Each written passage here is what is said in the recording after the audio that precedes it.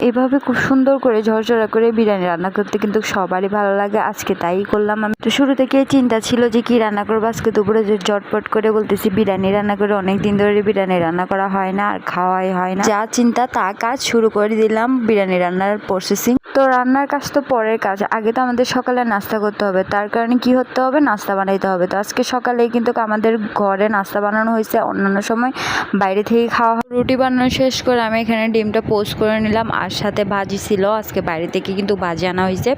তো এই তো আমার নাস্তা রেডি। এখন নাস্তা খাওয়ার পরে চলে যাব কিন্তু রান্না করতে, মানে বিরিয়ানি রান্না করব।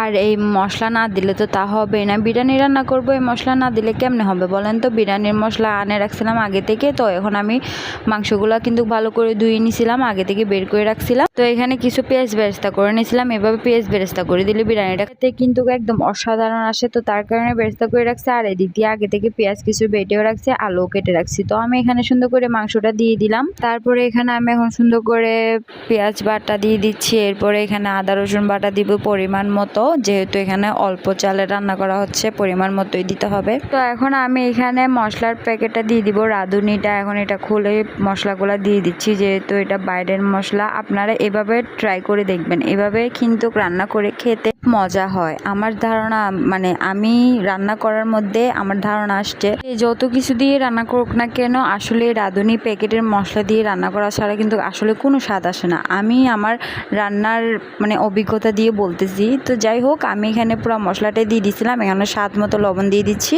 তারপরে এখানে আমি ভালো করে হাতে একদম মাখাই নিচ্ছি, যতক্ষণ ইচ্ছা ততক্ষণ কিন্তু মাখাই নিব। তো ম্যারিনেট করা হলে আমি এগুলা কিন্তু রেস্টে রাখবো কিছুক্ষণ, আধা ঘন্টার মতো রেস্টে রাখলেই যথেষ্ট। এই তো আমি এখন এটা আধা ঘন্টা পরে চুলায় তুলে দিছিলাম। দেখেন এখানে কিন্তু অনেকগুলো পানি বেরিয়েছে, আমি কিন্তু এখানে এক্সট্রা কোনো পানি দিই নাই।